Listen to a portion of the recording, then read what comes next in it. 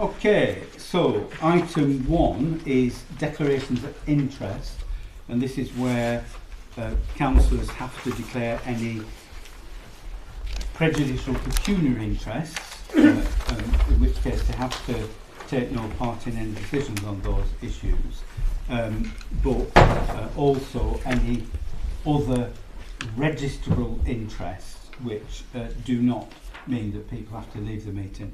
So can I myself declare an other registrable interest in, in items, no, I think it's just item 15 and item 6 as a member of Barnoldswick Town Council. The other one, I'm not sure whether this is another registrable interest or not, but item 5 as a member of Lancashire County Council, the funding is coming through the County Council, so to be safe. So could I ask if there are further declarations of interest, please? I'll start over here. So, David? Thank you, Chair. I think I need to register on item 12, the renter's rights, as I rent a property for business. So do I need to? No, I think it's residential property, isn't it? It's not residential. It's a No, commercial. it's a business. No, That doesn't. No? Okay. Yeah. Okay, thank you. Andy? Yep, I do need to declare item 12 as I do rent residential property. Is it in the private sector? It's housing association. Howard? Yeah. So yes, you'll have to. So I have to declare. Okay, right. So, Lola? Items 6 and 15, Barnoldswick Town Council. Okay. And can I just state on the record that I think it's completely absurd that an act that we're discussing here tonight for renters' rights is excluding the very people that it's protecting the rights of. It's completely undemocratic. It has no basis in what a representative democracy should stand for, and I think amplifies an explicit error in judgment in lawmakers who, for some reason, want to exclude a minoritised group from the discussions about the rights and empowerment to, be fully participatory in democracy. I mean, when women were given the right to vote, it was only land-holding women in the forget the years. There you go. Thank you very much, Sarah. And I think it's just, we're still in this system of oppression that says that the people who we're making decisions for can't be involved. Okay. And I think it's absolutely wrong that we're excluding a member here tonight for renting a private sector property when we're talking about a renters' rights bill.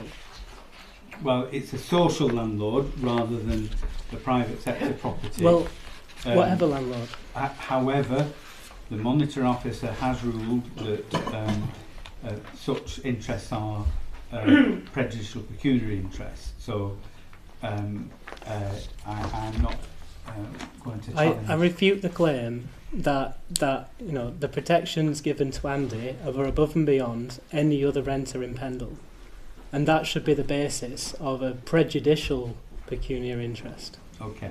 Personal gain above and beyond what anyone else would have, and this is just absolutely and utterly undemocratic.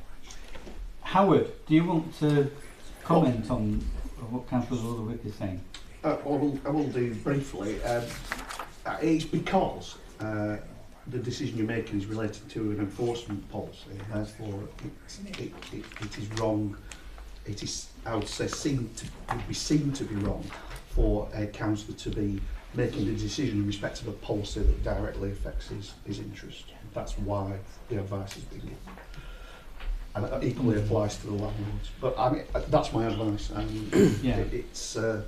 I can't force councillors to declare interest, but it's my strong advice in this situation. Every single one of us could be a renter at some point in our lives. Every single one here. Anyone can lose their home, they can miss a payment on the mortgage or become bankrupt and have to, move into social accommodation and become a tenant of a housing association.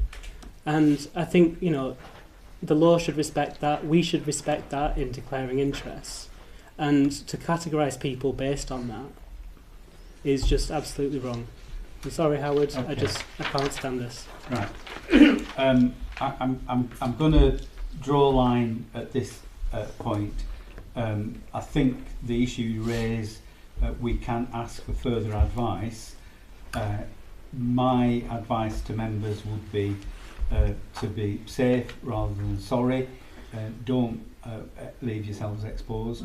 I mean, it may be that we get to end at declaration of interest, and we're not going to be quorate or something like that. In which case, Mr. Coleshaw might have to say, "Well, we'll give dispensation in order that we can deal with the business." But cross my mind.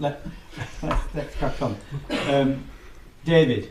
Cone Town Councillor for number 6 and 15, and also under 15, I'm a trustee of SEAG, which is one of the funds that could well benefit from the funds being allocated. So that's a pecuniary interest, that one, actually.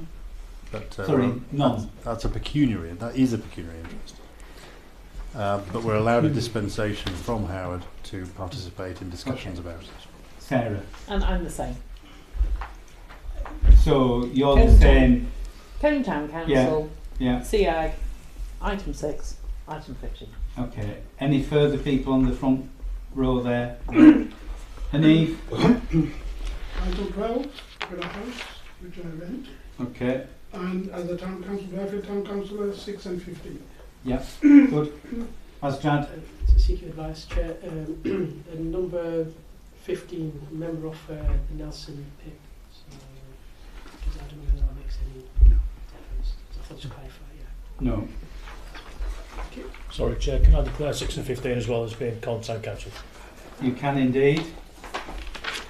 Right. I didn't expect this item to take 10 minutes. But there you go.